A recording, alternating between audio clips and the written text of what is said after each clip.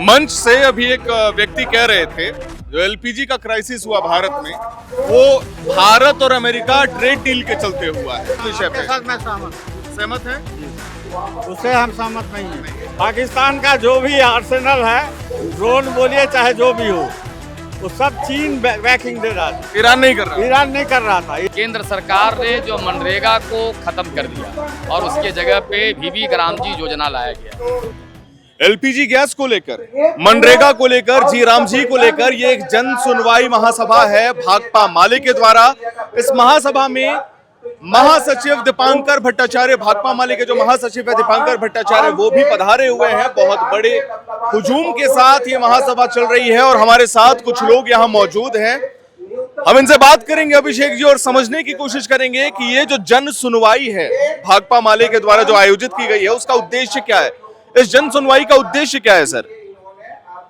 इस जन सुनवाई का उद्देश्य है कि केंद्र सरकार के खिलाफ एक आरोप पत्र के आधार पर, जो आरोप पत्र जनता के समस्याओं को लेके ही बनी हुई है, हम उनसे सवाल, उनको कटघरे में खड़ा करना चाहते हैं और जनता से आग्रह करना चाहते हैं कि इस तरह के निकम्मी और जन विरोधी सरकार को जितना जल्दी हो गद्दी से हटा दिया जाए। मुद्दा क्या है, क्या किस विषय पे? पहला मुद्दा है नरेगा, जो नरेगा थी जिसको खत्म कर दिया गया और उसके बदले में एक विकसित भारत जी राम जी योजना लागू किया गया।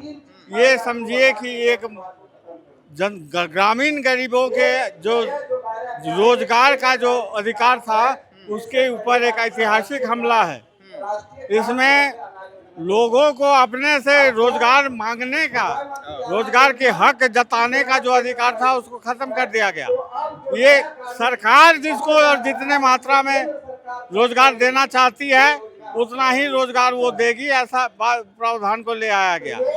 हम समझते हैं कि इससे जो है कुल मिला के वो पूरा जो नरेगा की जो असली बात थी, जो एक बड़ा हथियार था जनता को, ग्रामीण गरीबों के लिए, उसका जो है सार वस्तु खत्म हो गया है। और ये जो है देश में खास करके ग्रामीण इलाके में एक बड़ा संकट पैदा करेगा।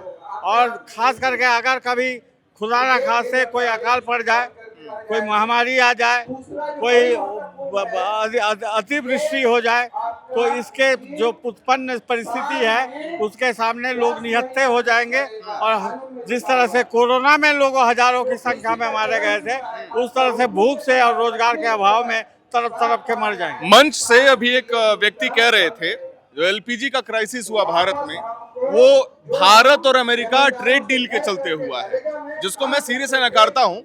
भारत अमेरिका ट्रेड डील से एलपीजी क्राइसिस कैसे हो सकता है सर, जबकि क्राइसिस हुआ है मिडिल ईस्ट में युद्ध के चलते, स्टेट ऑफ हॉर्मोज ब्लॉक कर दिया जाता है। उस विषय पे साथ मैं सहमत है जी, उससे हम सहमत नहीं है। अगर कोई बोला है, मैं नहीं सुना हूँ, अगर कोई बोला है तो गलत बात है। ये सब दुनिया जग जाहिर है कि ये जो अभी लड़ाई चल रही है ईरान के ऊपर, जो हमले हुए हैं, जिसके करीब 13-14 दिन होने जा रहा है, इसके चलते जो परिस्थिति उत्पन्न हुई है, सब लोग जानते हैं कि वो एलपीजी क्राइसिस उसी का देन है। लेकिन ये जो बात कही जा रही है कि ये क्राइसिस का खाली हवा बनाया जा रहा है, असली में कोई सप्लाई में कोई कमी नहीं आई है, ये बात भी उतना ही गलत है।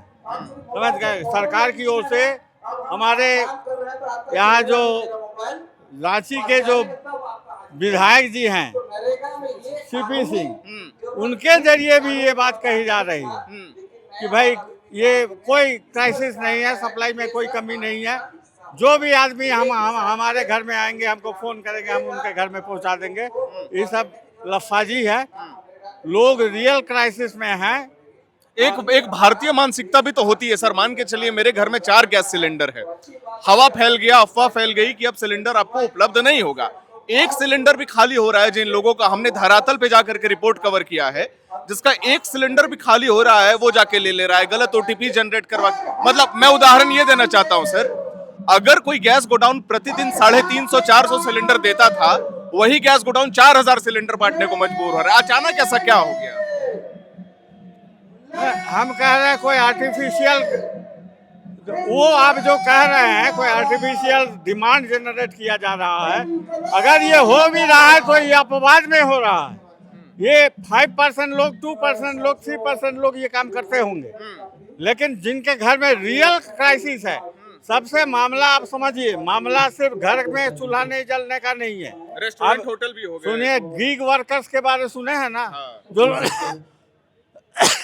आपको जो लोग घर घर खाना पहुंचाते हैं, रेडीमेड खाना, चाहे वो जिसके वो जिसी का उनका घर में अचानक आमदनी बंद हो गया, क्योंकि जिस होटल से वो लोग जोमेटो, स्विगी, जहाँ से वो खाना कलेक्ट करते थे, जिनको ऑर्डर दे करके खाना बनवाते थे, वो सब धड़ल्ले से बंद हो रहा है। कुल मिला के हजारों की संख्या में जो गिग वर्कर्स है, जो प्लेटफॉर्म वर्कर्स है, वो अचानक में बेरोजगार हो जा रहे हैं। ये समझिए कि एक बड़ा समस्या है। हमारे रांची में, झारखंड में एक भी ऐसा शहर नहीं है जिसमें 300 से लेके 1000, 1500 तक गिग वर्कर्स नहीं है। गिग वर्कर्स तो हैं उतने। तो अब समझिए, एक एक आदमी के पीछे जो है 5-5 आदमी का परिवार है। रोजगार चला गया तो समझिए कि 1500 को 5 से गुना कीजिए, समझ गए, उतने लोगों का तो खाना पीना मुहाल हो जा रहा है। इसलिए ये क्राइसिस को कुछ तो हम कह रहे होर्डर लोग हैं, होर्डिंग भी हो रहा है। मैं कोई एक तरफा बात नहीं कह रहा, लेकिन ये होर्डिंग का परिस्थिति इसलिए उत्पन्न हुआ कि जानबूझ करके इस लड़ाई में भारत को पड़ने की कोई जरूरत नहीं थी। इसमें ये जो इन्वॉल्व हो गया, आपको इजराइल का दौरा कर लिया प्रधानमंत्री, लेकिन वो तो युद्ध से पहले किया था उन्होंने। अरे भाई, 1 दिन पहले, 2 दिन पहले, हाँ। उससे वो कुल मिला के यूनिवर्सली और इंटरनेशनली ये इंप्रेशन बन गया कि वो जो है वो कुल मिला के उसी ग्रुप में वो शामिल। खाली उतना ही नहीं, मामला है कि भारत सरकार खमैनी का ये मृत्यु पर 5 दिन के बाद एक सेक्रेटरी स्तर के आदमी को भेज करके अपना शोक संदेश जताया। सर, इसका भी तो कारण है, जब ऑपरेशन सिंदूर चल रहा था, लोग ये official ministry of foreign affairs कहता है कि पाकिस्तान को जो भी ड्रोन और मिसाइल सप्लाई हो रहा था वो ईरान के द्वारा किया जा रहा था। एकदम नहीं, सब चीन के द्वारा हो रहा था। नहीं, एकदम गलत बात है। वो जो भी सप्लाई हो रहा था चीन के द्वारा हो रहा था। पाकिस्तान का जो भी आर्सेनल है, ड्रोन बोलिए चाहे जो भी हो, वो सब चीन बैकिंग दे रहा था। ईरान नहीं कर रहा। ईरान नहीं कर रहा था। ईरान कभी भी भारत और पाकिस्तान के युद्ध में भले नैतिक समर्थन किसी मौके में वो पाकिस्तान के तरफ दर्शाया हो, लेकिन फिजिकली, मिलिटरीली इंटरवेन करने का काम कभी नहीं किया। चलिए, बहुत बहुत धन्यवाद। हम और लोगों से बात करेंगे, हम कोशिश करेंगे कि हम महासचिव दीपांकर भट्टाचार्य से बात करें, अलग अलग मुद्दों पे, अलग अलग विषय पे। जैसे ही बात होती है हमारी, हम आपको जरूर सुनाएंगे। आपने अपना नाम क्या बताया था सर? पांडे भांजे। तो यहाँ आने का उद्देश्य क्या है आपका? यही उद्देश्य है कि मनरेगा जो है से जो खत्म किया जा रहा है, इसी के लिए जो है से हम लोग यहाँ जन सुनवाई में आए हैं। तो ये खत्म हो जाएगा मनरेगा, तो उससे क्या नुकसान होगा, क्या लग रहा है? मनरेगा होगा तो आंदोलन करेंगे, आंदोलन करेंगे। मजदूरों को नुकसान होगा, आपको लगता है? हाँ, मजदूर लोग को नुकसान होगा। जीराम जी से वो फायदा नहीं होगा? जी राम जी से कोई फायदा नहीं। मतलब क्यों नहीं होगा, ये जानना चाह रहा हूँ। ऐसे बात कीजिए, आपसे बात हो सकती है सर? एक सेकंड। मेरा सवाल आपसे ये है कि सर ने कहा कि मनरेगा जो है वो बंद हो रहा है, जीराम जी आ रहा है, मजदूरों को क्या नुकसान और क्या फायदा होगा, एक बार आप हमारे दर्शकों को बता दीजिए। मनरेगा कानून था, कानून मानना और न मानना सबके लिए बाध्यता था, लेकिन बीबीजी ग्राम योजना कानून नहीं है, इस मानना और न मानना कोई बाध्यता नहीं है। जब आज के परिस्थिति में मनरेगा में हम लोग या पूरे देश के लोग मांग कर रहे हैं कि मनरेगा में 100 दिन 200 दिन काम मिलना चाहिए और प्रतिदिन 600 रुपया मजदूरी मिलना चाहिए, महीना में 26,000 होना चाहिए, लेकिन यह सरकार, एक केंद्र सरकार का योजना था। मनरेगा में केंद्र सरकार 90% और 10% राज्य सरकार को देना पड़ता था। अभी इस योजना में जो कानून को खत्म कर जो योजना लाया है, योजना में 60 और 40 का रेशियो कर दिया है। मतलब जहां सीधे 10-90-10 का मामला होता था वहां 60-40 का मामला। 60-40 का मामला हो गया और इससे राज्य सरकारों के ऊपर बोझ पड़ेगा और ग्राम सभा का अधिकार समाप्त होगा। यह सारा केंद्र से तय होगा, धरातल पे कोई भी योजना लागू नहीं होगा।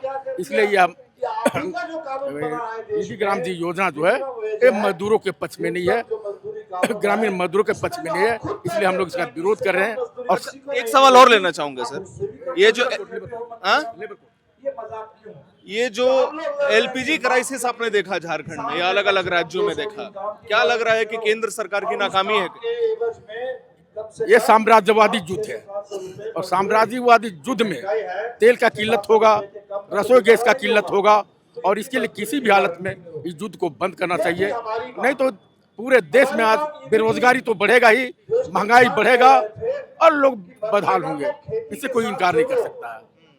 केंद्र सरकार तो कह रही थी कि हमारे पास 90 दिनों का खजाना है एलपीजी एलएनजी को लेकर के। ईरान के साथ जो अभी मंच से ही एक महानुभाव ने कहा यहाँ पे कि जो एलपीजी का क्राइसिस हुआ है हमारे राज्य में वो इसीलिए हुआ है क्योंकि हमने भारत और यूएसए के साथ ट्रेड हो गया। मैं इसे सिरे से नकारता हूँ। युद्ध के चलते जो एलपीजी की क्राइसिस हो रही है वो हो रही थी, बहुत सारे मामले हैं। स्ट्रेट ऑफ हॉर्मोज का मुद्दा है जो समुद्री रास्ता था जिसे ईरान ने बंद कर दिया। तो इंडिया यूएसए ट्रेड डील बीच में कैसे आ गया? जरा आप ही के मंच से कहा गया ये चीज। देखिए बात है ना, अगर ये युद्ध लंबा खींचा तो चाहे जितना भी हमारे पास स्टॉक हो वो देश के लिए मतलब उसको पूरा नहीं कहा जा सकता है। अगर युद्ध लंबा खींचा तो संकट बढ़ेगा। मतलब युद्ध लंबा खींचा तो संकट बढ़ेगा। अभिषेक जी, हम कुछ और लोगों से बात करते हैं जी, कुछ बात करेंगे सर, उस विषय पे भी करेंगे। हम कुछ और लोगों से बात करते हैं और जानने की कोशिश करते हैं आने का विषय, यहाँ आने का उद्देश्य क्या है सर? आने का उद्देश्य जो है वो आप बैनर में भी देख रहे हैं, मैंने देखा। हाँ। केंद्र सरकार ने जो मनरेगा को खत्म कर दिया और उसके जगह पे भीबी ग्राम जी योजना लाया गया। हम लोग भीबी ग्राम जी योजना जो लाया गया है, ग्रामीण भारत का जो ग्रामीण समाज है, जो ग्रामीणों की दर्द है, उसकी जो पीड़ा है, उस पर उसको समाहित नहीं किया गया, उसको समझा ही नहीं गया। इसीलिए ये जो रोजगार पर आधारित जो रोजगार का कानून था, कानून को खत्म करके आप योजना बना दिए। ये योजना तो भाई वैसे भी बहुत सारी योजनाएं हैं, सब जितने आदमी के तकलीफ है उतनी योजनाएं हैं और योजना के बावजूद भी उसकी धज्जे पूरे धड़ेले से धज्जियां उड़ाई जा रही है।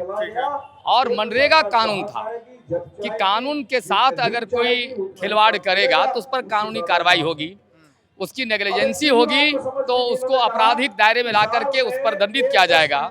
ये दंड देने का जो प्रावधान है वो पूरी तरह से आपने खत्म कर दिया। तो कुल मिला करके भारतीय ग्रामीण समाज को रोजगार से जोड़ने का एक बड़ा स्कीम, जो बड़ा योजना था, वो पूरी तरह से खत्म करने की पूरी तैयारी है।